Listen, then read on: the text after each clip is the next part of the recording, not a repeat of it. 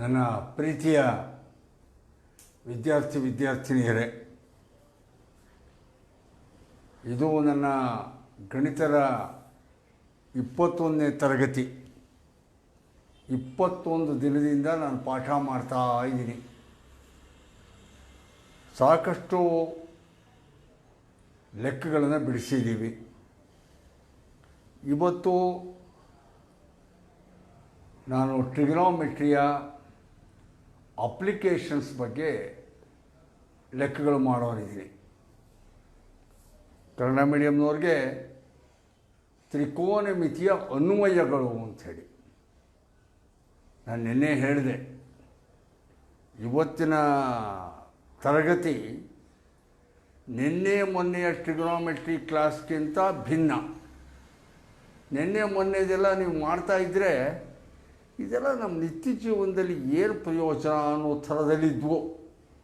ಆದರೆ ಇವತ್ತಿನ ಲೆಕ್ಕಾಚಾರಗಳು ನಾನು ನೋಡಿದರೆ, ನೀವು ನೋಡಿದರೆ, ಓಹೋ, ನಮ್ಮ ನಿತ್ಯ ಜೀವನದಲ್ಲೂ ಕೂಡ ಟ್ರಿಗ್ನೋಮೆಟ್ರಿ ಯಾಕೆ ಯೂಸ್ಫುಲ್ ಅನ್ನೋದು ಗೊತ್ತಾಗುತ್ತೆ.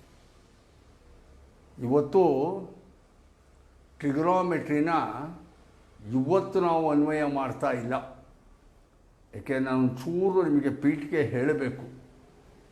ಟ್ರಿಗ್ನೋಮೆಟ್ರಿನ ನೂರಾರು ವರ್ಷಗಳ ಹಿಂದೆಯೇ ಇದನ್ನು ಬಳಕೆ ಮಾಡಿದ್ದಾರೆ. ಬದುಕಿನಲ್ಲಿ ಅನೇಕ ವಿಷಯಗಳನ್ನು ಅನ್ವೇಷಣೆ ಮಾಡೋಕ್ಕೆ, ಕಂಡುಹಿಡಿಯೋದಕ್ಕೆ ಬಳಕೆ ಮಾಡಿದ್ದಾರೆ. Trigonometry has already bean utilised. ಏನು 2 decades 3 decades ಅಲ್ಲ, 100 years back, 200 years back it has already been utilized. Particularly navigators ಮತ್ತು astronomy, navigation and astronomy, ಖಗೋಳಶಾಸ್ತ್ರ ಮತ್ತು ಈ ನಾವಿಕರು ಇದರೊಳಗಡೆ ಇದನ್ನು ಹೆಚ್ಚು ಬಳಕೆ ಮಾಡಿದ್ದಾರೆ. ಅದರಲ್ಲೂ ಖಗೋಳಶಾಸ್ತ್ರದಲ್ಲಿ ಇದರ ಬಳಕೆ ಜಾಸ್ತಿ. ನೋಡಿ, ಉದಾಹರಣೆ ಹಾಗೆ ಒಂದು ಕಲ್ಪನೆ ಮಾಡ್ಕೊಳ್ಳಿ. ಹಿಮಾಲಯದ ಪರ್ವತ, ಆ ಹಿಮಾಲಯ ಪರ್ವತದಲ್ಲಿ ಅತ್ಯುನ್ನತ ಶಿಖರ ಮೌಂಟ್ ಎವರೆಸ್ಟ್, ಗೌರೀಶಂಕರ ಶಿಖರ ಅಂತಾರೆ.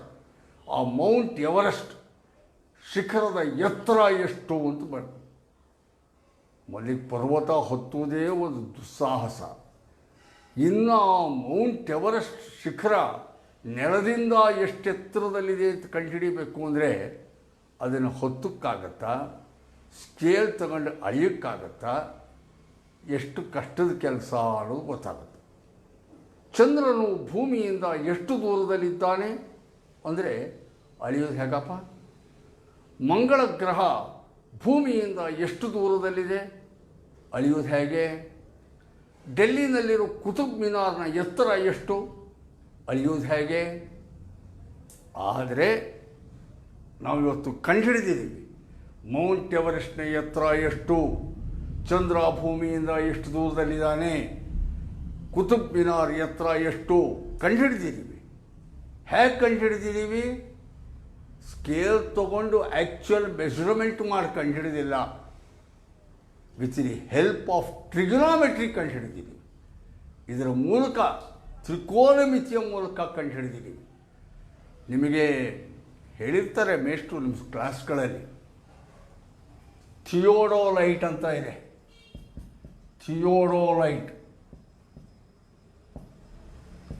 ಥಿಯೋಡೋಲೈಟ್ ಅಂತ ಇವತ್ತಲ್ಲ, 1852ನೇ ಇಸ್ವಿ, 1852 ಅಂದರೆ ಈಗ ಒಂದು 150 ವರ್ಷದ ಕೆಳಗೇನೆ. ಆ 1852ರಲ್ಲಿ ಥಿಯೋಡೋಲೈಟ್ ಅನ್ನೋ ಒಂದು ಉಪಕರಣವನ್ನು ಉಪಯೋಗಿಸಿ ಅದರ ಮೂಲಕ ಕೋನಗಳನ್ನು ಎಷ್ಟು ಅಂತ ಲೆಕ್ಕಾಚಾರ ಮಾಡಿ ಆ್ಯಂಗಲ್ಸ್ನ ಎವರೆಸ್ಟ್ ಅಂತ ಒಬ್ಬ ಬುದ್ಧಿವಂತ ಆ ಹಿಮಾಲಯ ಪರ್ವತದ ಶಿಖರದ ಎತ್ತರ ಕಂಡುಹಿಡಿದ. ಅವನು 2-3 ವರ್ಷ ಕಷ್ಟಪಟ್ಟ.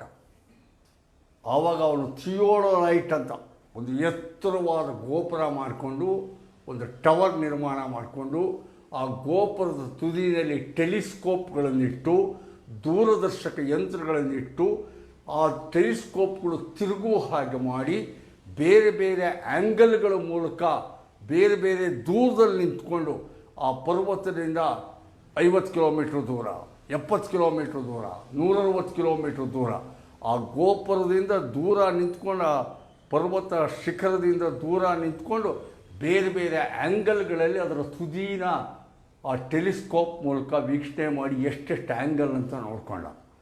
ಆ ಆ್ಯಂಗಲ್ಗಳ ಮೇಲೆ ಟ್ರಿಗೊನೋಮೆಟ್ರಿ ಉಪಯೋಗಿಸ್ಕೊಂಡು ಲೆಕ್ಕಾಚಾರ ಮಾಡಿ ಎವರೆಸ್ಟ್ ಶಿಖರದೂತ, ಎವರೆಸ್ಟನ್ನು ಹೆಸರು ಅವಾಗಿತ್ತಿಲ್ಲ, ಕಂಡುಹಿಡಿದವನು ಎವರೆಸ್ಟು, ಅದು ಎತ್ತರನ. ಹಾಗಾಗಿ ಆ ಹಿಮಾಲಯ ಪರ್ವತರ ಅತ್ಯುನ್ನತ ಶಿಖರಕ್ಕೆ ಆ ಕಂಡುಹಿಡಿದ ಹೆಸರನ್ನು ಜ್ಞಾಪಕಾರ್ಥವಾಗಿಟ್ಟರು.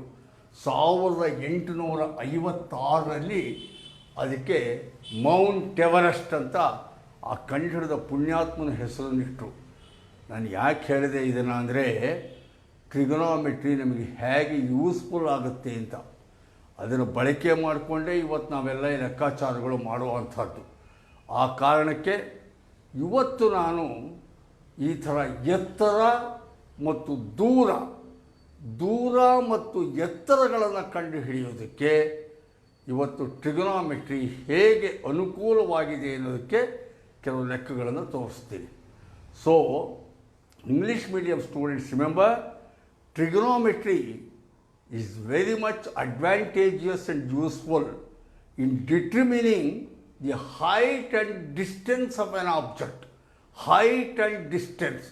ಆದ್ದರಿಂದ ಈ ಚಾಪ್ಟರ್ನ ನೀವು ಹೈಟ್ಸ್ ಆ್ಯಂಡ್ ಡಿಸ್ಟೆನ್ಸಸ್ ಅಂತ ಬೇಕಾದ್ರೂ ಹಾಕ್ಕೋಬೋದು, ಎತ್ತರ ಮತ್ತು ದೂರ ಅಂತ ಬೇಕಾದ್ರೂ ಹಾಕ್ಕೋಬೋದು. ಹಾಗಾಗಿ ಇವತ್ತು ನಾವು ಮಾಡುವ ಎಲ್ಲ ಲೆಕ್ಕಗಳು ಕೂಡ ವಸ್ತುವಿನ ಎತ್ತರ ಮತ್ತು ದೂರಕ್ಕೆ ಸಂಬಂಧಪಟ್ಟಿದ್ದು. ಈಗ ಒಬ್ಬ ಸರ್ಕಸ್ ಆಡೋ ಹುಡುಗನೋ ಹುಡುಗಿನೋ ಎತ್ತರವಾದ ಕಂಬಕ್ಕೆ ಒಂದು ಹಗ್ಗ ಕಟ್ಟಿ ಆ ಹಗ್ಗದ ಮೇಲೆ ನಡೆಯೋ ಕೆಲಸ ಮಾಡ್ತಾರೆ. ಹಗ್ಗ ಎಷ್ಟು ಎತ್ತರದಲ್ಲಿದೆ, ಎತ್ತರ ಕಂಬ ಎಷ್ಟು ದೂರದಲ್ಲಿದೆ, ಅವಳು ಯಾವ ಇದರೊಳಗಡೆ ನಡೀತಿದ್ದಾಳೆ ಕಂಡುಹಿಡಿಬೋದು. ಯಾರೋ ಒಬ್ಬ ಎಲೆಕ್ಟ್ರಿಕ್ ವರ್ಕ್ ಮಾಡುವಂಥ KEB ವರ್ಕರು ಅವನು ಕಂಬ ಹತ್ತಿ ಅಲ್ಲಿ ಯಾವುದೋ ಒಂದು ರಿಪೇರಿ ಮಾಡಬೇಕು. ಆವಾಗ ಏಣಿನ ಓರಿಯಾಗಿಟ್ಕೊಂಡು ಆ ಮೇಲ್ಗಡೆ ಕೆಟ್ಟೋಗಿರೋ ಲೈಟ್ ರಿಪೇರಿ ಮಾಡಬೇಕು. ಆವಾಗ ಎಷ್ಟೆತ್ತರದ ಕಂಬ, ಅವನು ಎಷ್ಟೆತ್ತರದ ಏಣಿ ತರಬೇಕು, ಏಣಿನ ಯಾವ ಪೊಸಿಷನ್ನಲ್ಲಿ ಅವನು ಇಳಿಜಾರಾಗಿ ಇಟ್ಕೊಂಡು ಆ ಲೈಟ್ ಇರೋ ಜಾಗ ಮುಟ್ಟಬೇಕು. ಲೆಕ್ಕಾಚಾರ ಬೇಕೋ ಬೇಡ? ಇವೆಲ್ಲ ನಿತ್ಯ ಜೀವನದಲ್ಲಿ ಬರ್ತವೋ ಇಲ್ಲೋ? ಇದಕ್ಕೆಲ್ಲದಕ್ಕೂ ಕೂಡ ಉತ್ತರ ಇದೆ ನಮ್ಮ ಟ್ರಿಗೊನೋಮೆಟ್ರಿದಲ್ಲಿ. ಅರ್ಥ ಆಯ್ತಲ್ಲ? ಅಷ್ಟೇ ಅಲ್ಲ, ಈಗ ನಾನು ಆಗಲೇ ಹೇಳಿದೆ, ದೂರುಗಳು ಕಂಡುಹಿಡಿಯೋದಿರ್ಬೋದು ಅಥವಾ ಕುತುಬ್ ಮಿನಾರ್ ಎತ್ತರ ಕಂಡುಹಿಡಿಯೋದಿರ್ಬೋದು, ಇವಕ್ಕೆಲ್ಲ ಬೇಕಾಗತ್ತೆ. ಆದ್ದರಿಂದ ಇವತ್ತಿನ chapter applications of trigonometry in determining the heights and distances of an object, ಒಂದು ವಸ್ತುವಿನ ದೂರ ಮತ್ತು ಎತ್ತರವನ್ನು ಕಂಡುಹಿಡಿಯುವಲ್ಲಿ ತ್ರಿಕೋನಮಿತಿಯ ಅನ್ವಯ ಮತ್ತು ಉಪಯೋಗ ಅನ್ನೋದೇ ಇವತ್ತಿನ ಪಾಠ. ಗೊತ್ತಾಯ್ತಾ? ಇದು ಮಾಡಬೇಕಾದ್ರೆ ನಿಮಗೆ ಎರಡು ಇಂಪಾರ್ಟೆಂಟಾಗಿ ಜ್ಞಾಪಕ ಇಟ್ಕೋಬೇಕು.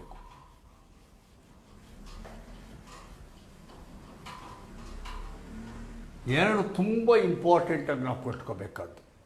ಒಂದು, ಇದು ಯಾವುದರ ಮೇಲೆ ಅವಲಂಬಿಸಿರುತ್ತೆ, ವಸ್ತುವಿನ ಎತ್ತರ ಮತ್ತು ದೂರ ಕಂಡುಹಿಡಿಯುವುದು ಯಾವುದರ ಮೇಲೆ ಅವಲಂಬಿಸಿರುತ್ತೆ ಅಂದರೆ ಆ ವಸ್ತು ಮತ್ತು ನೋಡುತ್ತಿರುವ ನಮ್ಮ ಕಣ್ಣು ಎರಡು ಇಂಪಾರ್ಟೆಂಟು. ಕಣ್ಣು ಇಂಪಾರ್ಟೆಂಟ್ ಇಲ್ಲಿ ನಮಗೆ, ಹಾಗೆಯೇ ಇರುವ ವಸ್ತುವೂ ಇಂಪಾರ್ಟೆಂಟು. ಈಗ ಇದು ನೆಲ, ಗ್ರೌಂಡ್ ಲೆವೆಲ್, ಇದು ನೆಲ ಗ್ರೌಂಡ್ ಲೆವೆಲ್. ಇಲ್ಲಿ ನಾವು ನಿಂತಿರ್ತೀವಿ, ಇಲ್ಲೊಬ್ಬ ಮನುಷ್ಯ ನಿಂತಿದ್ದಾರೆ, ಇದು ಗ್ರೌಂಡ್ ಲೆವೆಲಲ್ಲಿ ಅವ್ನು ನಿಂತ್ಕೊಂಡಿದ್ದಾನೆ. ಅವನು ಇಲ್ಲಿ ಯಾವುದೋ ಎತ್ತರದಲ್ಲಿರೋ ಒಂದು ವಸ್ತು ನೋಡ್ತಾ ಇದ್ದಾನೆ. ಈ ವಸ್ತು ನೋಡ್ತಾ ಇದ್ದಾನೆ. ಗೊತ್ತಾಯ್ತಾ? ಇವನು ಇಲ್ಲಿಂದ ಹೀಗೆ ನೋಡ್ತಾ ಇದ್ದಾನೆ. ನೋಡುವುದು ಅನ್ನೋದ್ರೊಳಗಡೆ ಎರಡಿದೆ, ನೋಡುವುದರೊಳಗಡೆ ಎರಡಿದೆ. ನೆಲದ ಮೇಲೆ ನಿಂತುಕೊಂಡು ಎತ್ತರದ ವಸ್ತುವನ್ನು ನೋಡುವುದು, ಎತ್ತರದಲ್ಲಿ ನಿಂತುಕೊಂಡು ತಗ್ಗಿನಲ್ಲಿರುವ ವಸ್ತುವನ್ನು ನೋಡುವುದು. ಎರಡು ಥರ ಇದೆ ವಸ್ತುಗಳು ನೋಡೋದು. ಒಬ್ಬ ಎತ್ತರದ ಮನೆ ಮೇಲೆ ನಿಂತ್ಕೊಂಡು ಕೆಳಗಡೆ ಏನೋ ಒಂದು 10 ಪೈಸಾ ಕಾಯಿನ್ ಬಿದ್ದಿರೋ ಹಿಂಗೆ ನೋಡ್ತಿರ್ತಾನೆ. ಮೇಲ್ಗಡೆ ನಿಂತ್ಕೊಂಡು ಅದು ಮೇಲ್ಗಡೆ ನಿಂತ್ಕೊಂಡು ಕೆಳಗಡೆ ಬಿದ್ದಿರೋ ದುಡ್ಡು ನೋಡ್ತಿರ್ತಾನೆ. ಅದು ಒಂದು ನೋಡುವ ಕ್ರಿಯೆ. ನೆಲದ ಮೇಲೆ ನಿಂತ್ಕೊಂಡು ಒಂದು ಎತ್ತರದ ಕಟ್ಟಡದ ಮೇಲಿರೋ ಒಂದು ಸಣ್ಣ ಯಾವುದೋ ನೋಡ್ತಿರ್ತಾನೆ, ಅಥವಾ ಯಾವುದೋ ಒಂದು ಗಾಳಿಪಟ ಹಾರ್ತಾ ಇರುತ್ತೆ, ಗಾಳಿಪಟ ನೋಡ್ತಾ ಇರ್ತಾರೆ ಆಕಾಶದಲ್ಲಿ. ಇದು ಒಂದು ನೋಡೋದು. ಅಲ್ಲಿಗೆ ನೋಡೋದ್ರೊಳಗಡೆ ಎರಡರ ಯಾಕೆ ಇದೆ ಅಂದರೆ, ನಮ್ಮ ಕಣ್ಣು ಹೇಗೆ ವರ್ಕ್ ಆಗುತ್ತೆ ಅಂತ. ಕೆಳಗಡೆ ನಿಂತ್ಕೊಂಡು ಮೇಲ್ಗಡೆ ನೋಡ್ತಾ ಇದ್ದಾಗ ಕಣ್ಣು ಎತ್ತರಿಸಿ ನೋಡುತ್ತೆ. ಮೇಲ್ಗಡೆ ನಿಂತ್ಕೊಂಡು ಕೆಳಗಡೆ ನೋಡ್ಬೇಕಾದ್ರೆ ಕಣ್ಣು ಬಗ್ಗಿ ನೋಡುತ್ತೆ.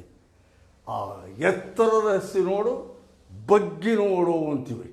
ಅದಕ್ಕೇನೆ ಟ್ರಿಗೊನೋಮೆಟ್ರಿನಲ್ಲಿ ಹೇಳ್ತಾರೆ, angle of elevation, angle of depression. ಕನ್ನಡದಲ್ಲಿ ಅದ್ಭುತವಾದ ಪದ ಇಟ್ಟಿದ್ದಾರೆ, ಉನ್ನತ ಕೋನ ಮತ್ತು ಅವನತ ಕೋನ ಅಂತ. ಉನ್ನತ ಕೋನ ಅಂದರೆ ನೆಲದ ಮೇಲೆ ನಿಂತು ಎತ್ತರದ ವಸ್ತುವನ್ನು ನೋಡುವಾಗ ಉಂಟಾಗುವ ಕೋನ ಉನ್ನತ ಕೋನ. ಮೇಲೆ ನಿಂತು ಕೆಳಗಿರುವ ವಸ್ತುವನ್ನು ನೋಡುವಾಗ ಉಂಟಾಗುವ ಕೋನ ಅವನತ ಕೋನ, ತಗ್ಗಿಯ ಕೋನ. ಆದರೆ ಅದಕ್ಕೆ ಮುಂಚೆ ಎರಡು ತಿಳ್ಕೋಬೇಕು. ಒಂದು, ಕನ್ನಡ ಮೀಡಿಯಂನವರು ದೃಷ್ಟಿರೇಖೆ, ಒಂದು ದೃಷ್ಟಿರೇಖೆ, ಎರಡು ಕ್ಷಿತಿಜ. ಈ ಎರಡು ಪದಗಳು ತಿಳ್ಕೋಬೇಕು, ದೃಷ್ಟಿರೇಖೆ ಮತ್ತು ಕ್ಷಿತಿಜ ಅಂತ. ಇಂಗ್ಲೀಷ್ ಮೀಡಿಯಂನವರು you have to know about 2 basic things in this chapter. One is line of sight, line of site.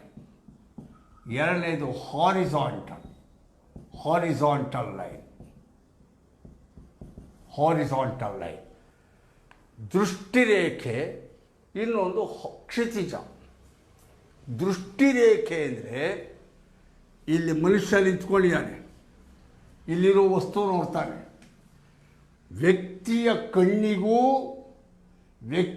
ಕಣ್ಣಿಗೂ ನೋಡುತ್ತಿರುವ ವಸ್ತುವಿನ ಒಂದು ಬಿಂದುವಿಗೂ ಸೇರುವ ಸರಳ ರೇಖೆಯನ್ನು ದೃಷ್ಟಿರೇಖೆ ಎಂದು ಕರೆಯುತ್ತಾರೆ.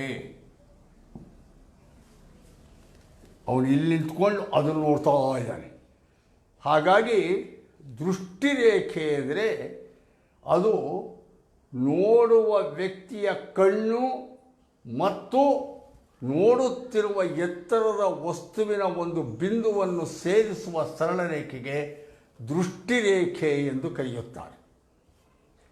ಮತ್ತು ಇಲ್ಲಿ ವ್ಯಕ್ತಿಯ ಈ ಲೈನ್, ಅದು ನೆಲ ಇರ್ಬೋದು, ಕಣ್ಣಿಂದ ಎಳೆದಿರೋದಿರ್ಬೋದು. ಈ ಹಾರಿಜಾಂಟಲ್ ಲೈನ್ ಏನಿದೆ, ಹಾರಿಜಾಂಟಲ್ ಲೈನ್, ಅದನ್ನು ಕ್ಷಿತಿಜ ಅಂತ ಕರೀತಾರೆ, ಕ್ಷಿತಿಜ ಅಂತಾರೆ.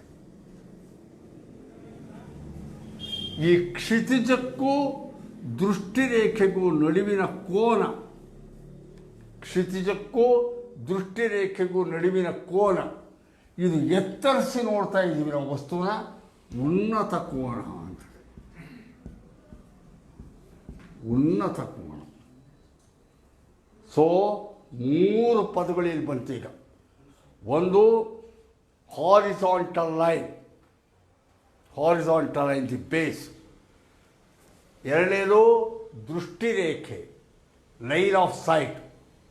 Angle between the horizontal line and line of sight. ಕ್ಷಿತಿಜ ಮತ್ತು ದೃಷ್ಟಿರೇಖೆ ನಡುವಿನ ಕೋನ ಉನ್ನತ ಕೋನ. ಅಲ್ಲಿಗೆ ಉನ್ನತ ಕೋನ ಅಂದರೆ ಕನ್ನಡ ಮೀಡಿಯಂನವರು ತಳಭಾಗದಲ್ಲಿರುವ ವ್ಯಕ್ತಿಯು ಮೇಲುಭಾಗದಲ್ಲಿ ಅಥವಾ ಎತ್ತರದಲ್ಲಿರುವ ಒಂದು ವಸ್ತುವನ್ನು ವೀಕ್ಷಿಸುವಾಗ ದೃಷ್ಟಿರೇಖೆಗೂ ಮತ್ತು ಕ್ಷಿತಿಜಕ್ಕೂ ನಡುವೆ ಉಂಟಾಗುವ ಕೋನಕ್ಕೆ ಉನ್ನತ ಕೋನ ಎಂದು ಹೆಸರು. ಹಾಗೆ ಈಗ ಇನ್ನೂ ಒಂದು ಹೇಳ್ಬಿಡ್ತೀನಿ. ಅದೇ ಈಗ ಒಬ್ಬ ವ್ಯಕ್ತಿ ಕನ್ನಡ ಮೀಡಿಯಮ್ನವ್ರು ಮುಗಿಸ್ಬಿಡ್ತೀನಿ, ಆಮೇಲೆ ಇಂಗ್ಲೀಷ್ ಮೀಡಿಯಮ್ ಹೇಳ್ತೀನಿ. ಒಬ್ಬ ವ್ಯಕ್ತಿ ಈಗಿದು ನೆಲ ಗ್ರೌಂಡ್ ಲೆವೆಲ್, ಇಲ್ಲಿ ಒಂದು ಗೋಪುರ ಇದೆ, ಇಲ್ಲೊಬ್ಬ ವ್ಯಕ್ತಿ ನಿಂತ್ಕೊಂಡ್ಬಿಟ್ಟಿದ್ದಾನೆ. ಪರ್ಸನ್ ಈಸ್ ಹಿಯರ್, ಪಿ ಅಂತೀವಿ. ವ್ಯಕ್ತಿ ಇಲ್ಲಿದ್ದಾನೆ. ಅವನು ನೆಲದ ಮೇಲಿರುವ ಒಂದು ಆಬ್ಜೆಕ್ಟ್ ಓ ಅದನ್ನು ನೋಡ್ತಾ ಇದ್ದಾನೆ. ಇದು ಆಬ್ಜೆಕ್ಟ್, ವಸ್ತು. ಮೇಲೆ ನಿಂತ್ಕೊಂಡು ಅವ್ರು ಕೆಳಗಿನ ವಸ್ತು ನೋಡ್ತಾ ಇದ್ದಾನೆ. ಈಗ ಇದು ಐಸೈಟ್, ಇದು ಲೈನ್ ಆಫ್ ಸೈಟ್, ದೃಷ್ಟಿರೇಖೆ. ಇದು ದೃಷ್ಟಿರೇಖೆ. ವ್ಯಕ್ತಿ ಇಲ್ಲಿದ್ದಾನೆ, ಅಲ್ಲಿಂದ ಕೆಳಗಡೆ ನೋಡ್ತಾ ಇದ್ದಾನೆ. ದೃಷ್ಟಿರೇಖೆ ಈಗ ಕೆಳಗಡೆದ್ದು ನೋಡ್ತಾ ಇದ್ದಾನೆ. ಕ್ಷಿತಿಜ ಇದು, ಈಗ ಹಾರಿಸಾಂಟಲ್ ಲೈನ್ ಇದು ಕ್ಷಿತಿಜ. ಕ್ಷಿತಿಜ ಯಾವಾಗಲೂ ವ್ಯಕ್ತಿಯಿಂದ ಬರುತ್ತೆ. ವ್ಯಕ್ತಿಯಿಂದ ಇಳಿಯುವ ಅಡ್ಡ ರೇಖೆ ಹಾರಿಸಾಂಟಲ್ ಲೈನ್. ಆವಾಗ ಈ ಆ್ಯಂಗಲ್ ಇದೆಯಲ್ಲ, ಇದನ್ನು ಅವನತ ಕೋನ ಅಂತಾರೆ. ಇಂಗ್ಲೀಷಲ್ಲಿ ಆ್ಯಂಗಲ್ ಆಫ್ ಡಿಪ್ರೆಷನ್ ಅಂತೀವಿ. ಆ್ಯಂಗಲ್ ಆಫ್ ಡಿಪ್ರೆಷನ್ ಅಂತೀವಿ. ಅರ್ಥ ಆಯ್ತಾ? ಆದ್ದರಿಂದ ಈಗ ಇದರೊಳಗಡೆಯಲ್ಲಿ ಜ್ಞಾಪಕ ಇಟ್ಕೋಬೇಕಾಗಿರೋ ಅಂಶಗಳು ಅಂತಂದರೆ, ಇದೊಂದು ಚಿತ್ರ, ಇದೊಂದು ಚಿತ್ರ. ಒಂದು ಇದು ಅವನತ ಕೋನ, ಆ್ಯಂಗಲ್ ಆಫ್ ಡಿಪ್ರೆಷನ್. ಇನ್ನೊಂದು ಕೆಳಗಡೆ ನಿಂತ್ಕೊಂಡಿರೋ ವ್ಯಕ್ತಿ ಮೇಲ್ಗಡೆ ವಸ್ತು ನೋಡ್ತಾ ಇದ್ದಾರೆ. ಪರ್ಸನ್ ಇಲ್ಲಿದ್ದಾನೆ, ಆಬ್ಜೆಕ್ಟ್ ಇಲ್ಲಿದೆ. ಇದು ಕ್ಷಿತಿಜ, ಇದು ಆ್ಯಂಗಲ್ ಆಫ್ ಎಲಿವೇಶನ್, ಉನ್ನತ ಕೋನ. ಇದು ಲೈನ್ ಆಫ್ ಸೈಟ್.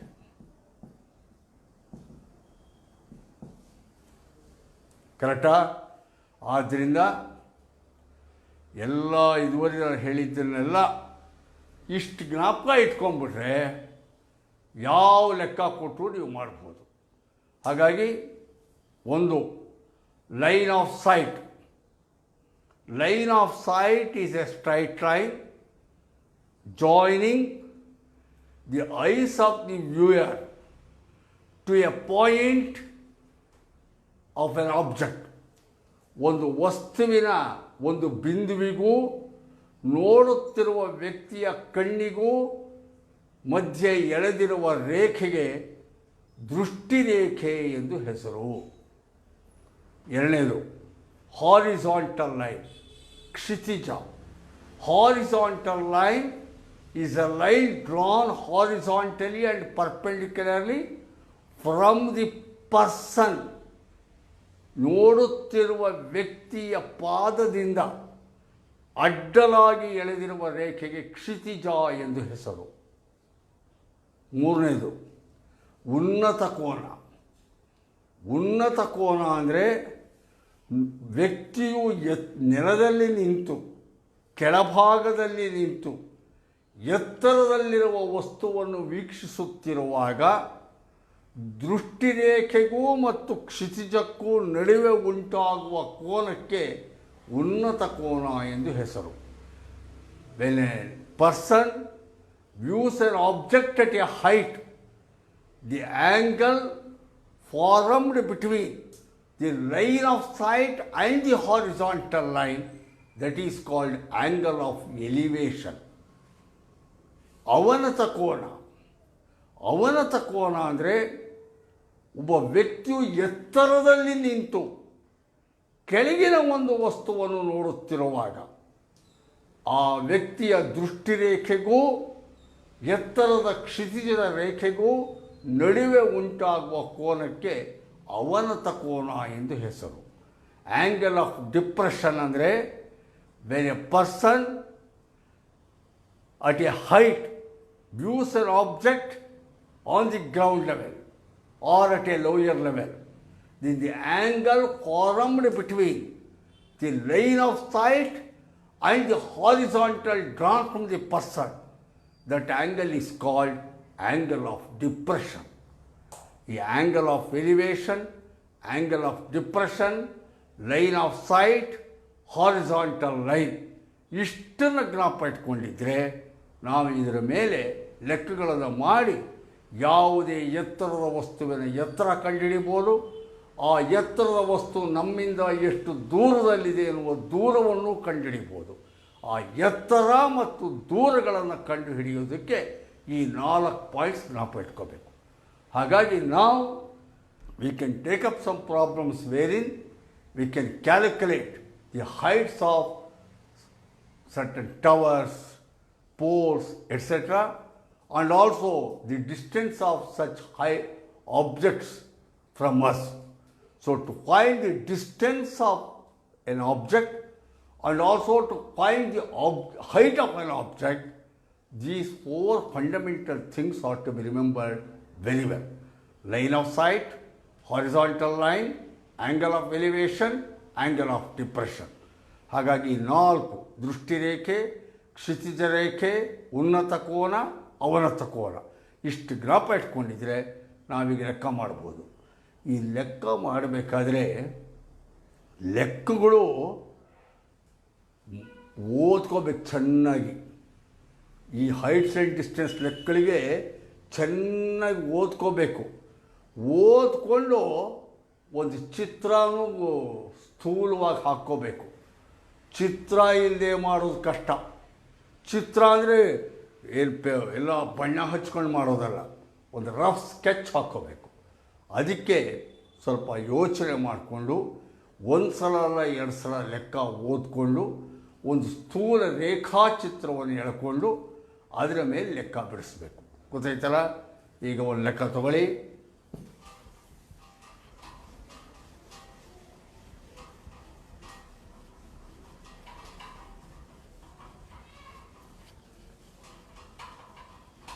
ಬಹುಶಃ ಇವಕ್ಕೆಲ್ಲ ನಿಮ್ಮ ಸ್ಕೂಲಲ್ಲಿ ಹೇಳಿರ್ತಾರೆ ಅಂತ ನಾನು ಪರಿಸ್ತಿಲ್ಲ. ದೃಷ್ಟಿರೇಖೆ. ದೃಷ್ಟಿರೇಖೆ ಎಂದರೆ ಏನು? ದೃಷ್ಟಿರೇಖೆ ಎಂದರೆ ನೋಡುವ ವ್ಯಕ್ತಿಯ ಕಣ್ಣಿಗೂ ನೋಡುತ್ತಿರುವ ವಸ್ತುವಿಗೂ ಮಧ್ಯೆ ಎಳೆದಿರುವ ರೇಖೆಗೆ ದೃಷ್ಟಿರೇಖೆ ಎಂದು ಹೆಸರು. Define line of sight. Line of sight is a straight line drawn from the eyes of the viewer to the object to be viewed. ಅದು ಆ ಥರ ನೀವು ಹೇಳಿರ್ತಾರೆ, ಅದಕ್ಕೆ ನಾನು ಅದನ್ನು ಬಳಸ್ತಾ ಇಲ್ಲ. ಬಟ್ ಈಗಾಗಲೇ 4-5 ಸಲ ರಿಪಿಟೇಷನ್ ಮಾಡಿದ್ದೀನಿ, ನಿಮ್ಮ ತಲೆಗೆ ಹೋಗಿದೆ ಅಂತ ಅಂದ್ಕೊಂಡಿದ್ದೀನಿ. ಈಗ ಒಂದು ಲೆಕ್ಕ ಬರ್ಕೊಳ್ಳಿ. ಲೆಕ್ಕ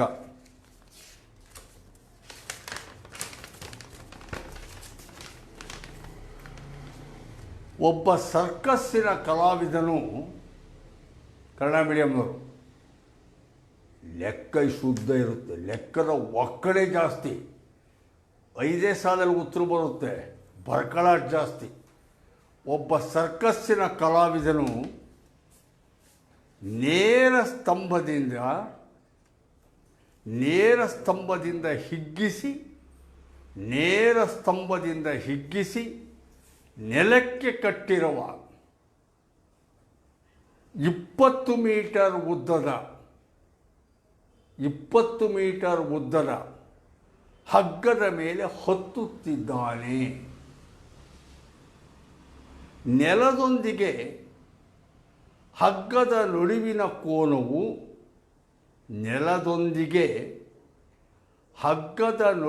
ಕೋನವು 30 ಡಿಗ್ರಿ ಆದರೆ ಸ್ತಂಭದ ಎತ್ತರವನ್ನು ಕಂಡುಹಿಡಿಯಿರಿ.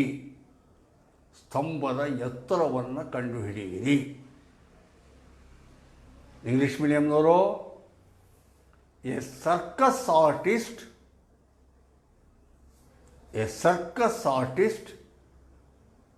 is climbing a 20-meter long rope which is tightly stretched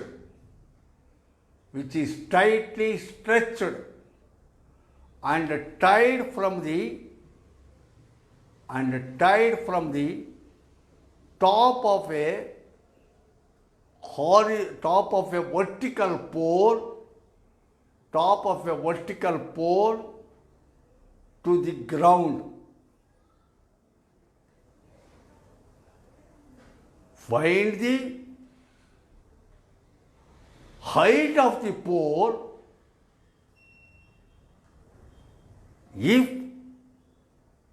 the angle made by the rope with the ground is 30 degree.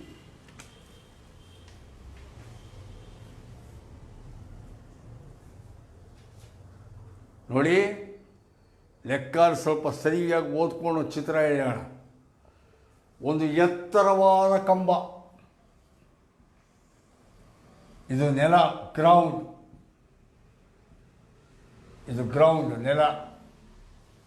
ಇದು ಒಂದು ಎತ್ತರವಾದ ಕಂಬ, ಬಿಗ್ಗೆಸ್ಟ್ ಪೋಲ್, ಎತ್ತರವಾದ ಪೋಲ್.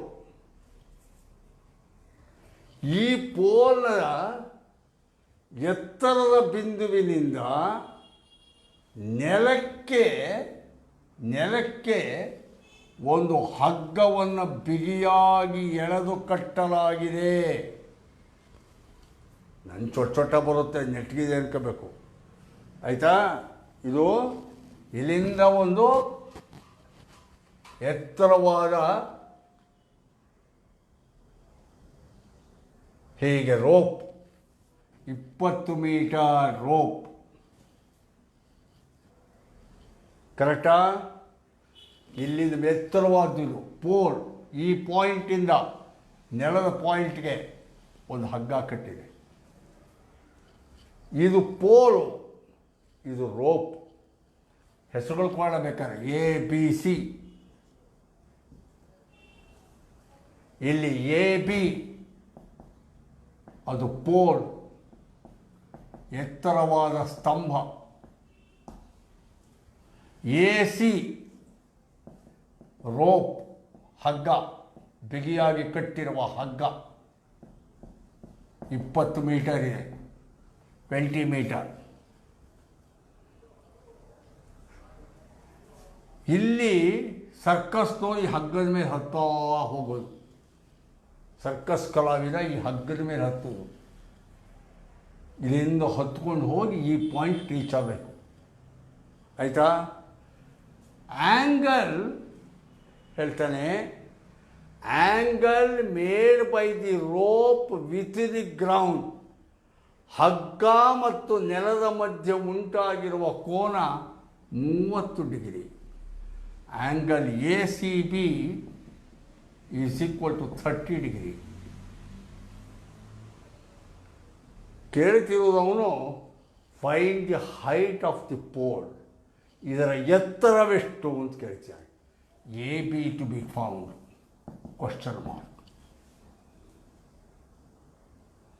ನೋಡಿ, ಚಿತ್ರ ಬರ್ಕೊಂಬಿಟ್ರೆ ತನಗೆ ಹೊಳದೇ ಬಿಡುತ್ತೆ. ಟ್ರಿಗೊನೋಮೆಟ್ರಿ 30 ಡಿಗ್ರಿ ಇದೆ, 20 ಮೀಟರ್ ಗೊತ್ತಿದೆ, AB ಕಂಡುಹಿಡಿಬೇಕು.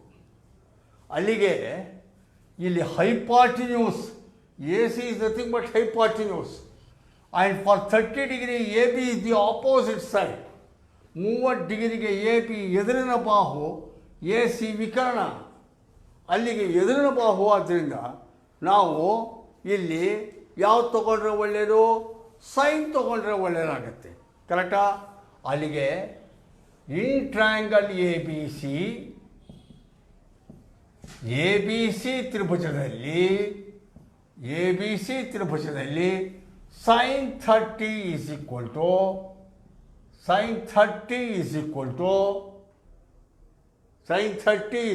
to ಎದುರು ಬಾಹು ಡಿವೈಡೆಡ್ ಬೈ ವಿಕರ್ಣ. So opposite side divided by hypotenuse. ಎದುರು ಬಾಹು AB ಡಿವೈಡೆಡ್ ಬೈ ವಿಕರ್ಣ AC. sin 30 opposite side AB, hypotenuse AC. ಈಗ ಸೈನ್ 30 ಎಷ್ಟು? ಶ್ಲೋಕ ಗೊತ್ತಿದೆ. ಶ್ಲೋಕ 0/1/√2√3/2 ಅವ್ರು ಹೇಳ್ಕೊಟ್ಟಿದ್ದೀನಿ. 0/1/√2√3/2 0 ಸೈನ್ಗೆ ಈ ಕಡೆಯಿಂದ 0 30 ಅಲ್ಲಿಗೆ sine 30 half is equal to A B ಕಂಡುಹಿಡಿಬೇಕು. A C length of the rope, ಹಗ್ಗದ ಉದ್ದ 20 ಮೀಟರ್. ಕ್ರಾಸ್ ಮಲ್ಟಿಪ್ಲಿಕೇಶನ್ ಓರೆ ಗುಣಾಕಾರ 2AB is equal to 20. 2AB is equal to 20. Therefore, AB is equal to height of the pole. ಅದನ್ನೇ ಕಂಡುಹಿಡಿಬೇಕು. AB 20/2 2 10s 10 metre.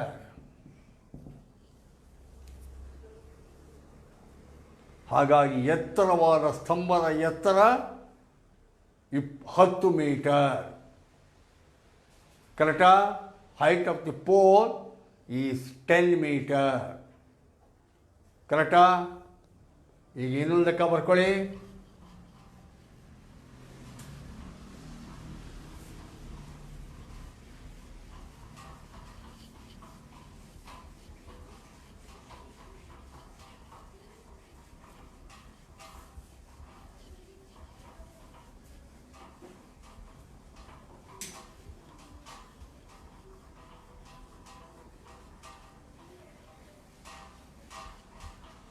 ಇನ್ನೊಂದು ಲೆಕ್ಕ ಬರ್ಕೊಳ್ಳಿ. ಕನ್ನಡ ಮೀಡಿಯಂನವರು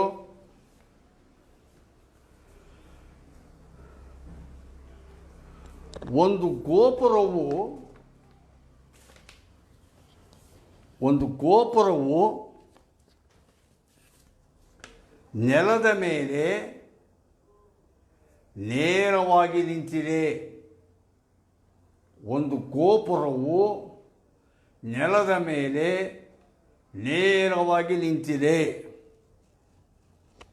ಗೋಪುರದ ಪಾದದಿಂದ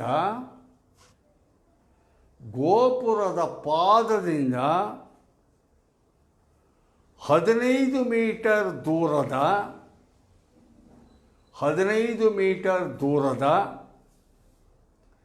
ನೆಲದ ಮೇಲಿನ ಒಂದು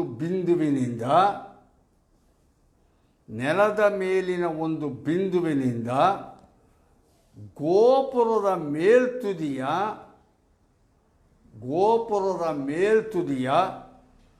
ಉನ್ನತ ಕೋನವು 60 ಡಿಗ್ರಿ ಇದೆ. ಹಾಗಾದರೆ ಗೋಪುರದ ಎತ್ತರವನ್ನು ಕಂಡುಹಿಡಿಯಿರಿ.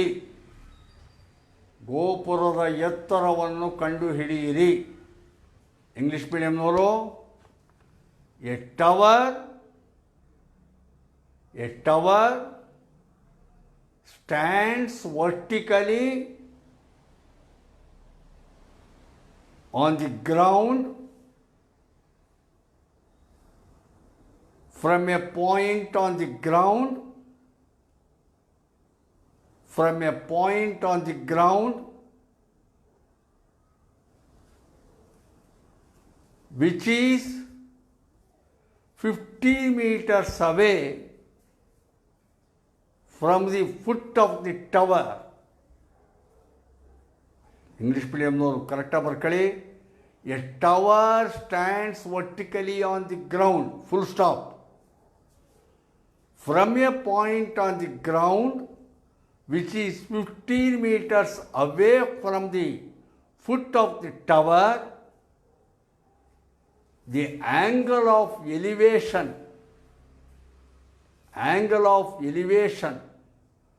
of top of the tower is found to be 60 degree.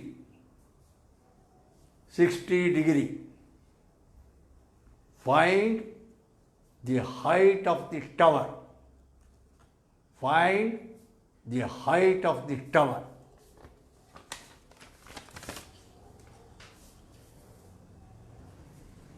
ಏನು ಹೇಳುತ್ತೆ ಲೆಕ್ಕ?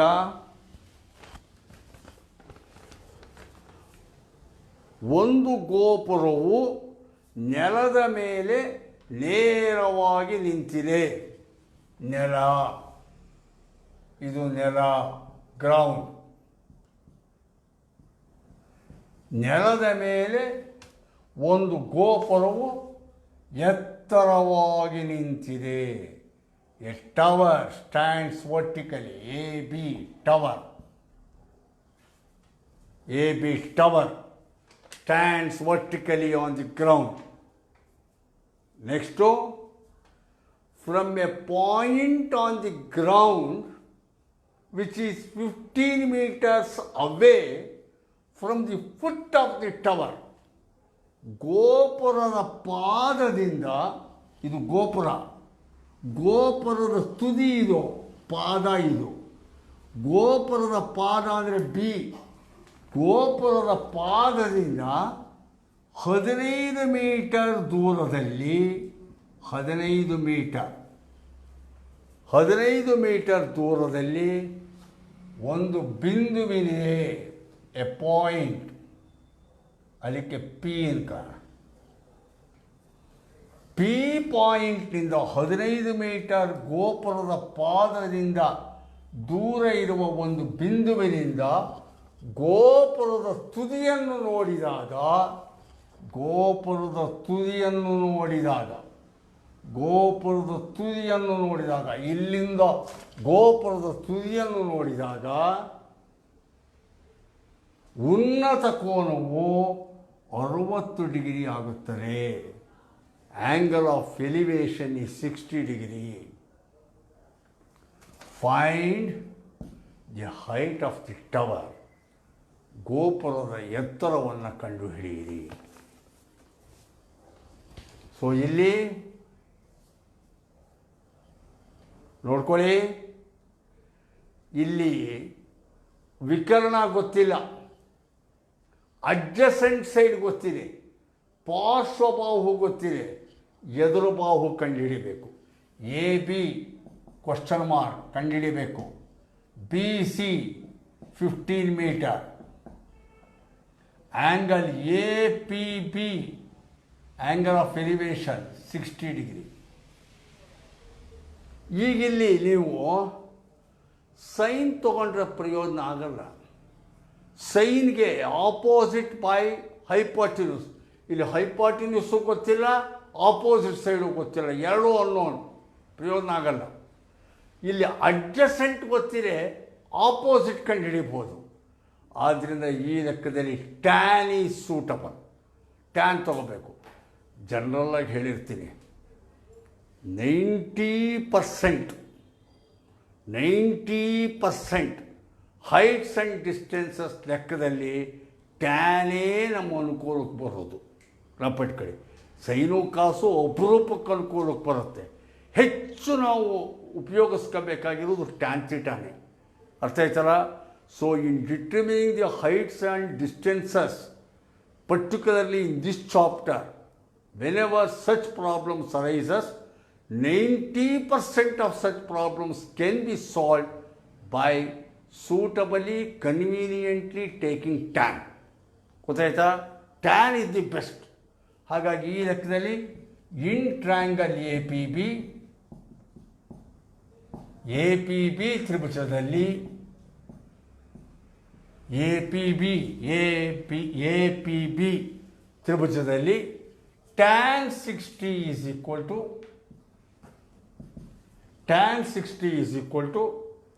tan 60ಗೆ ಟ್ಯಾನ್ಗೆ ಆಪೋಸಿಟ್ ಡಿವೈಡೆಡ್ ಬೈ ಅಡ್ಜಸೆಂಟ್, ಎದುರು ಬಾಹು ಡಿವೈಡೆಡ್ ಬೈ ಪಾರ್ಶ್ವಬಾಹು, ಎದುರು ಬಾಹು ಎ ಬಿ ಡಿವೈಡೆಡ್ ಬೈ ಪಾರ್ಶ್ವಬಾಹು ಬಿ ಪಿ.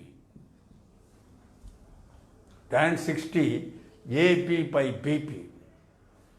ಟ್ಯಾನ್ 60 ಅಂದರೆ ಏನು ಅಂತ, ಟ್ಯಾನ್ 60ಗೆ ಶ್ಲೋಕ 0.5 1/√2 √3/2 1 ಶ್ಲೋಕ.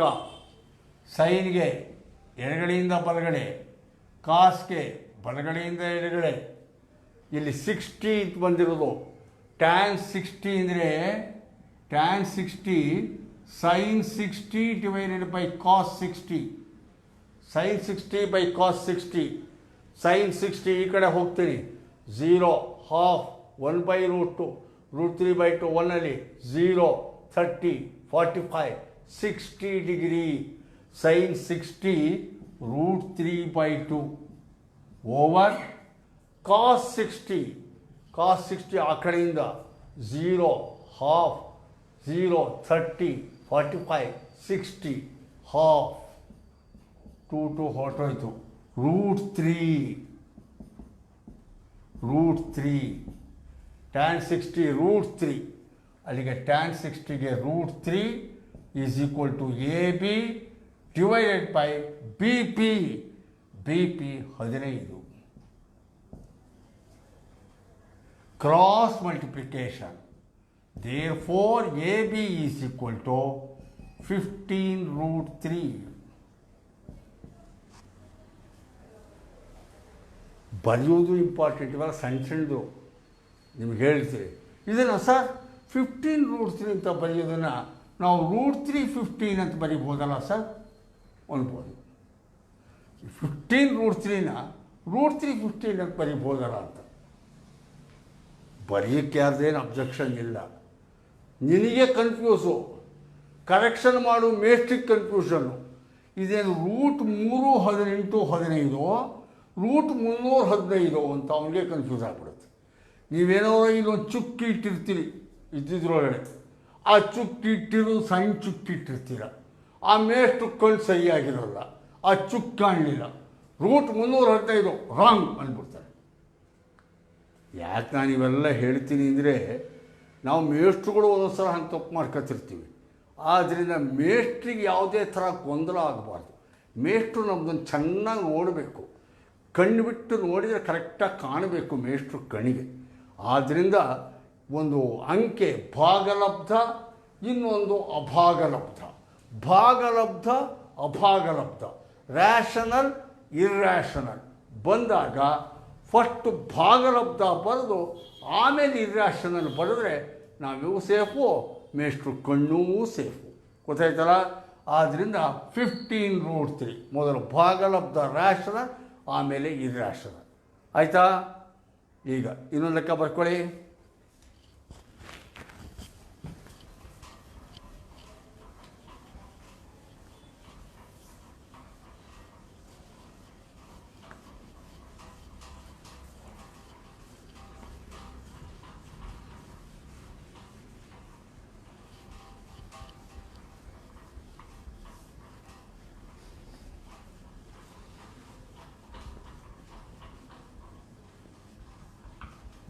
ಇನ್ನೊಂದು ಲೆಕ್ಕ.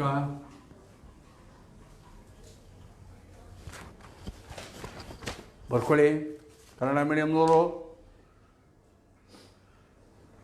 ಗುತ್ತಿಗೆದಾರರೊಬ್ಬರು ಕಾಂಟ್ರಾಕ್ಟ್ರು, ಗುತ್ತಿಗೆದಾರರೊಬ್ಬರು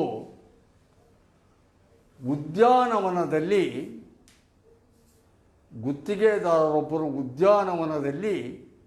ಮಕ್ಕಳಿಗಾಗಿ 2 ಜಾರು ಬಂಡೆಗಳನ್ನು ನಿರ್ಮಿಸುತ್ತಿದ್ದಾರೆ. ಮಕ್ಕಳಿಗಾಗಿ 2 ಜಾರು ಬಂಡೆಗಳನ್ನು ನಿರ್ಮಿಸುತ್ತಿದ್ದಾರೆ ಅಂದಮೇಲೆ ನಿಮ್ಗೆ ಗೊತ್ತಾಗ್ತಿದೆಯಲ್ಲ, ಇವೆಲ್ಲ ನಮ್ಮ ನಿತ್ಯ ಜೀವನದ್ದೇ. ಪಾರ್ಕಲ್ಲಿ ಜಾರು ಬಂಡೆ 5 ವರ್ಷದ ಕೆಳಗಿನ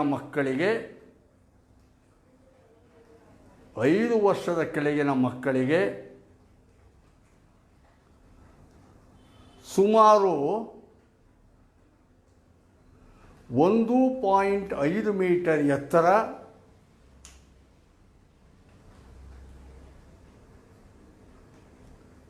ಇಳಿಜಾರಿರುವ ಮತ್ತು ನೆಲಕ್ಕೆ 30 ಡಿಗ್ರಿ ಓರೆ ಕೋನ ಉಂಟಾಗುವಂತೆ ಒಂದು ಇಳಿಜಾರು ಹಾಗೂ ದೊಡ್ಡ ಮಕ್ಕಳಿಗೆ ಸುಮಾರು 3 ಮೀಟರ್ ಎತ್ತರ ಹಾಗೂ ನೆಲಕ್ಕೆ 60 ಡಿಗ್ರಿ ಓರೆಯಾಗಿರುವಂತೆ ಸ್ಥಾಪಿಸಲು ಯೋಚಿಸಿದ್ದಾರೆ. ಹಾಗಾದರೆ ಎರಡೂ ಸಂದರ್ಭಗಳಲ್ಲಿ ಜಾರುಬಂಡೆಯ ಉದ್ದವೆಷ್ಟು? ಜಾರುಬಂಡೆಯ ಉದ್ದವೆಷ್ಟು? ಇಂಗ್ಲಿಷ್ ಮೀಡಿಯಂನವರು, a contractor plans to install 2 slides for the children to play in a park. For the children below the age of 5 years, he prefers to have a slide whose top is at a height of 1.5 meter and is inclined, whose top is at a height of 1.5 meter and is inclined at an angle of 30 degree to the ground. Full stop. For elder children, he wants to have a steep slide at a height of 3 meter and inclined at an angle of 60 degree to the ground. Find the length of the slides. Find the length of the slides in each case.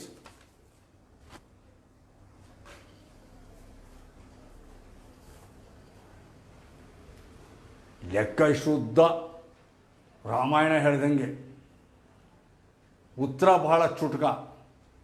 ಆದರೆ ಲೆಕ್ಕ ಯಾಕೆ ಉದ್ದ ಇರುತ್ತೆ ಅಂದರೆ, ನೀವು ಚಿತ್ರ ಬರ್ಕೋಬೇಕಲ್ಲ, ಆ ಚಿತ್ರ ಬರ್ಕೊಳ್ಳೋಕ್ಕೆ ಅದರ ಇಷ್ಟು ವಿವರಣೆ ಬೇಕು. ಇಲ್ಲಿ ಪಾರ್ಕಲ್ಲಿ ಕಂಟ್ರಾಕ್ಟ್ರು 2 ಗೋಪುರ, ಪಾರ್ಕಲ್ಲಿ ಕಂಟ್ರಾಕ್ಟ್ರು 2 ಇಳಿಜಾರು ಜಾರುಬಂಡೆಗಳ ನಿರ್ಮಾಣ ಮಾಡ್ತಾನೆ. ಜಾರುಬಂಡೆ ಅಂದರೆ ನಿಮಗೆ ಗೊತ್ತಾಗುತ್ತೆ ಕಲ್ಪನೆ. ಇವಾಗ ಇಲ್ಲೊಂದು ಜಾರುಬಂಡೆ ABC ನೋಡಿ, AC ಜಾರುಬಂಡೆ. ಇದು ಚಿಕ್ಕ ಮಕ್ಕಳಿಗೆ ಮಾಡಿದ್ದಾನೆ, 5 ವರ್ಷದ ಕೆಳಗಿನ ಮಕ್ಕಳಿಗೆ. ಹೇಗೆ ಮಾಡಿದಾನಂತೆ ಅಂದರೆ, ಇದು ಎತ್ತರ 1.5 ಮೀಟರ್, ಎತ್ತರ 1.5 ಮೀಟರ್, ಮತ್ತು ಕೋನ 30 ಡಿಗ್ರಿ. ಇದು ಚಿಕ್ಕ ಮಕ್ಕಳಿಗೆ ರಚಿಸಿರುವ ಜಾರುಬಂಡೆ. ಇನ್ನೊಂದು ಹಿರಿಯ ಮಕ್ಕಳಿಗೆ ಒಂದು ಜಾರುಬಂಡೆ ಮಾಡಿದ್ದಾನೆ, ಎಲ್ಡರ್ ಚಿಲ್ಡ್ರನ್. ಅದು ಸ್ವಲ್ಪ ಹೈಟು, ದೊಡ್ಡ ಮಕ್ಕಳಾದ್ರಿಂದ ಹೈಟು 3 ಮೀಟರ್ ಎತ್ತರ. ಇದು ನೆಲ, ಇದು ಜಾರುಬಂಡೆ, ಇದು ಜಾರುಬಂಡೆ. ಇದನ್ನು ABC ಅಂತ ಆಯಿತು, DF ಅಂತ ಬರುತ್ತೆ. ಇದು 3 ಮೀಟರ್. ಈ ಕೋನ ನ್ಯಾಚುರಲಿ ಅವನು ಹೇಳಿದಿದ್ರು ನಮ್ಗೆ ಅರ್ಥ ಆಗುತ್ತೆ. ಈ ಕೋನಕ್ಕಿಂತ ಅದು ಎತ್ತರ ಇರಬೇಕು, ದೊಡ್ಡದಿರಬೇಕು. This angle is naturally bigger than this. ಯಾಕೆ ಸರ್ ಅಂದರೆ, ಇದರ ಹತ್ರ 1.5, ಇದರ ಹತ್ರ 3 ಪಾಯಿಂಟು. ನೋಡ್ಕೊಳ್ಳಿ, ಇಲ್ಲಿ ನಿಂತ್ಕೊಂಡು ಇದೆತ್ತರದ್ದು ನೋಡ್ತಾ ಇದ್ದರೆ ಕಣ್ಣು ಇಷ್ಟೇ ಇರುತ್ತೆ ಆ್ಯಂಗಲು. ಇನ್ನೂ ಎತ್ತರದ್ದು ನೋಡಬೇಕು ಅಂದರೆ ಆ್ಯಂಗಲ್ ಇನ್ನೂ ದೊಡ್ಡದಾಗತ್ತೆ. ಇಲ್ಲಿ ನಿಂತ್ಕೊಂಡು ಇದನ್ನು ನೋಡ್ತಿದ್ದಾಗ ಇದು ಬರೀ 1.5 ಮೀಟರ್ ಆದ್ದರಿಂದ 30 ಡಿಗ್ರಿ. ಇದು 3 ಮೀಟರ್ ಇನ್ನೂ ಎತ್ತರದ್ದು. ಕಣ್ಣು ಬಿಟ್ಕೊಂಡು ಎತ್ತರ ನೋಡಬೇಕು, ಮೇಲಕ್ಕೆ ಹೀಗೆ ನೋಡಬೇಕು, ಕಣ್ಣೆತ್ತರಿಸಿ ನೋಡಬೇಕು. ಅದಕ್ಕೆ ಆ್ಯಂಗಲ್ ಆಫ್ ಎಲಿವೇಶನ್ 60 ಡಿಗ್ರಿ ಕೊಟ್ಟಿದ್ದಾನೆ ಅವನು. ಹಾಗಾದರೆ ಇನ್ ಈಚ್ ಕೇಸ್, ಪ್ರತಿ ಸಂದರ್ಭದಲ್ಲಿ ಚಿಕ್ಕ ಮಕ್ಕಳದ್ದು AC ಲೆಂತ್ ಕಂಡುಹಿಡಿಯಿರಿ, ಜಾರು ಬಂಡಿಯ ಉದ್ದ, ಹಾಗೆ ಇದರ ಜಾರು ಬಂಡಿಯ ಉದ್ದ. ಅಂದರೆ ಈಗ ಒಂದೊಂದೇ ಕೇಸ್ ತಗೋಣ. ಇನ್ ಟ್ರ್ಯಾಂಗಲ್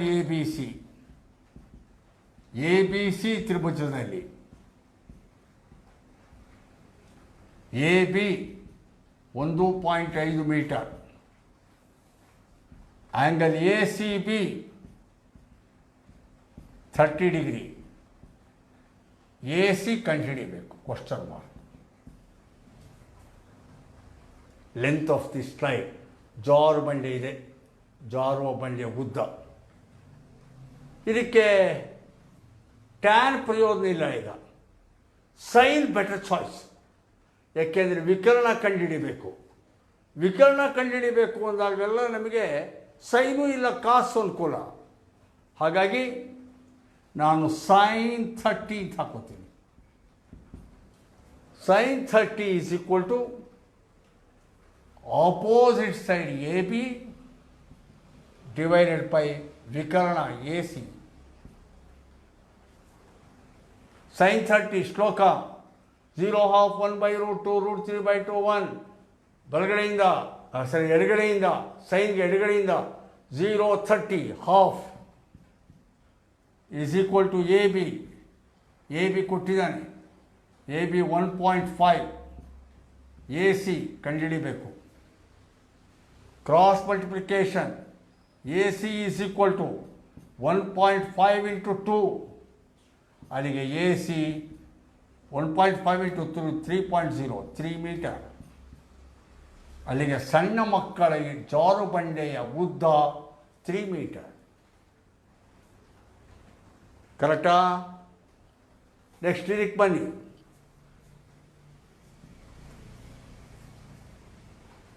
ಸರಿನಾ? In triangle DEF, in triangle DEFಗೆ in triangle DEFಗೆ TE ಇದು ಎತ್ತರ 3 ಮೀಟರ್. ಜಾರು ಬಂಡೆ ಉದ್ದ ಕಂಡುಹಿಡಿಯಬೇಕು. DF ಟು ಬಿ ಕ್ಯಾಲ್ಕುಲೇಟೆಡ್, ಗೊತ್ತಾಯ್ತಲ್ಲ? ಆಗ DE ಕೊಟ್ಟಿದ್ದಾನೆ, ಹೈಟು 3 ಮೀಟರ್. TF ಕ್ಯಾಲ್ಕುಲೇಟ್ ಮಾಡಬೇಕು. Angle DFE 60 degree. ಕರೆಕ್ಟಾ? ಆವಾಗ sin 60 ಇಲ್ಲೂ ಹಾಗೇನೆ. sin 60 is equal to opposite side DE divided by ವಿಕರ್ಣ DF, hypotenuse DF. sin 60 0.5 1/√2 √3/2 1 0 30 45 60 √3/2. sin 60 √3/2 is equal to DE divided by DE ಕೊಟ್ಟಿದ್ದಾರೆ 3, DE 3 divided by DF to be calculated. Cross multiplication, DF √3 DF ಅಥವಾ DF √3 is equal to 3 to 6. Therefore DF is equal to 6 divided by √3. DF is equal to 6 by √3 meters. ತ್ರಾಣ ಇಲ್ಲದೆ ಇರೋರು ಇಷ್ಟಕ್ಕೆ answer ಅಂತ ಬರೆದ್ಬಿಡಿ. Time ಇರೋರು, ತ್ರಾಣ ಇರೋರು ಇದ್ದರೆ, ನೆನ್ನೆ ಹೇಳಿದ್ದೆ ನಾನು, ಛೇದಗಳು ಅಭಾಗಲಬ್ಧ ಬಂದಾಗ ಅಕರಣೀಕರಣಗೊಳಿಸುವುದರ ಮೂಲಕ ಅದನ್ನು ನಾವು ತೆಗೆದುಹಾಕ್ಬೋದು ಅಂತ ಹೇಳಿದ್ದೆ. ಹಾಗಾಗಿ ತ್ರಾಣ ಇರೋರು ಬೇಕಾದ್ರೆ 6/√3 ಅಂತಿದೆ. Denominator is a surd. To get rid of that surd, rationalizing the denominator into √3/√3 ಅಂತ ಬರ್ಕೋಬೋದು. ಆವಾಗಿದು 6√3 ಆಗುತ್ತೆ. ಕೆಳಗಡೆದು √3 × √3 3 ಆಗುತ್ತೆ. 3 2s 6 ಹೋಗುತ್ತೆ. ಒಂದು ಅಂದವಾದ ಉತ್ತರ ಬರುತ್ತೆ.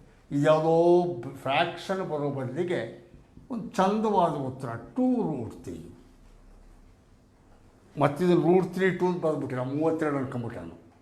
2√3 ಅರ್ಥ ಆಯ್ತೋ ಇಲ್ಲೋ? ಸರಿನಾ? ಇಲ್ಲಿಗೆ ನಾನು 3 ಲೆಕ್ಕ ಮಾಡಿಸಿದ್ದೀನಿ. ಇದರೊಳಗಡೆ ಲೆಕ್ಕಗಳು 5 ನಿಮಿಷ ಸಾಲ್ವ್ ಮಾಡೋಕ್ಕೆ ನನಗೆ ಕನ್ನಡದಲ್ಲಿ ಹೇಳಿ ಇಂಗ್ಲೀಷಲ್ಲಿ ಹೇಳಿ ಆ ಲೆಕ್ಕವೇ ಇಷ್ಟು ಉದ್ದ ಇರುತ್ತೆ. ಅವನು ಹೀಗೆ ಮಾಡಿ ಹಾಗೆ ಕಟ್ಟಿ ಗಾಳಿಪಟವು ಅಲ್ಲಿ ಹಾರಿ ಗಾಳಿಪಟದ ತುತ್ತಿಯು ಇಲ್ಲಿ ಸಿಕ್ಕೆ ಹಾಕಿಕೊಂಡು ಒಂದು ಮರದ ಕೊಂಬೆಯು ಮಳೆಗೆ ಬಿದ್ದು ಅಂತೇಳಿ ಮರದ ಕೊಂಬೆಯು ಬಿತ್ತು ಅಂತ ಹೇಳ್ಬೋದಾಗಿತ್ತು. ಮರದ ಕೊಂಬೆಯು ಮಳೆಗೆ ಬಿದ್ದು ಅಂತ ಬೇರೆ ಬರೆಸ್ಬೇಕಾಗತ್ತೆ ನಾವು. ಆದರೆ ಪರೀಕ್ಷೆಯಲ್ಲಿ ಲೆಕ್ಕ ಇಷ್ಟು ಉದ್ದಿರುತ್ತೆ, ಗಾಬರಿ ಆಗಬೇಕಾದಿಲ್ಲ. ಲೆಕ್ಕದ ಒಕ್ಕಣೆ ಜಾಸ್ತಿ ಇರುತ್ತೆ. ಅದನ್ನು ಅರ್ಥ ಮಾಡ್ಕೊಂಬಿಟ್ಟು ಒಂದು ಚಿತ್ರ ಹೇಳ್ಕೊಂಬಿಟ್ರೆ 2 ನಿಮಿಷದ ಕೆಲಸ. ಹಾಗಾಗಿ ಇವತ್ತು ಹೈಟ್ಸ್ ಆ್ಯಂಡ್ ಡಿಸ್ಟೆನ್ಸಸ್ಸಲ್ಲಿ 1 ಅವರ್ಗೆ 3 ಲೆಕ್ಕ ಮಾಡಿದ್ದೀರಲ್ಲ ಸಾರ್, ಇನ್ನೂ ಏನು ಸಾರ್ ಅಂತಂದರೆ ಯೋಚನೆ ಮಾಡಬೇಡಿ. ಇದನ್ನೂ ಮಾಡೋಣ, ಸರ್ಫೇಸ್ ಏರಿಯಾನೂ ಮಾಡೋಣ, ಗಾಬರಿ ಆಗಬೇಡಿ. ಒಂದಿಷ್ಟು ಲೆಕ್ಕಗಳು ಚೆನ್ನಾಗಿ ಕಲ್ತ್ಕೊಳ್ಳಿ. ಆ ಕಾರಣಕ್ಕೆ ತೊಂದರೆ ಆದರೂ ಕಮ್ಮಿ ಆದರೂ ಯಾರು ಗಾಬರಿ ಆಗಬೇಡಿ. ನಾಳೆ ಮತ್ತಷ್ಟು ಲೆಕ್ಕಗಳು ತೊಗೋಣ. ನಿಮ್ಮ ಭೇಟಿ ನಾಳೆ ಶನಿವಾರ 22ನೇ ಕ್ಲಾಸ್. ನಾಳೆ 22ನೇ ಕ್ಲಾಸು ಶನಿವಾರ ಸಂಜೆ 7 ಗಂಟೆಗೆ. ನಮಸ್ಕಾರ.